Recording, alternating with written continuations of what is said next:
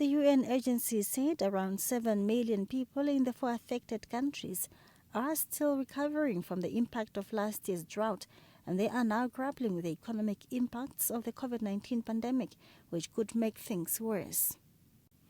As mitigating measures, FAO is working with SADC and the International Red Locust Control Organization for Central and Southern Africa to support the governments affected by the locust.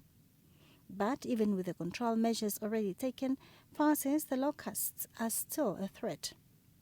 In Namibia, the locust destroyed maize fields in the villages of Katima and Sibila constituency in the Zambezi region early this year. Similarly, in Zambia, the locust also destroyed both crop and grazing lands.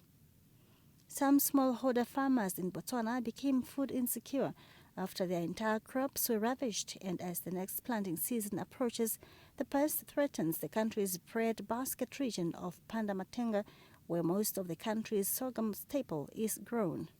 In Zimbabwe, swamps and hoppers initially infested 2 sites in the Shirezi district and have now moved into Manicaland province. These pests are destructive in nature, and studies indicate that a single swarm can eat as much in one day as 2,500 people, demolishing crops and livestock pasture in a matter of hours. One swarm can contain tens of millions of adults, and there are currently multiple swarms in the southern region.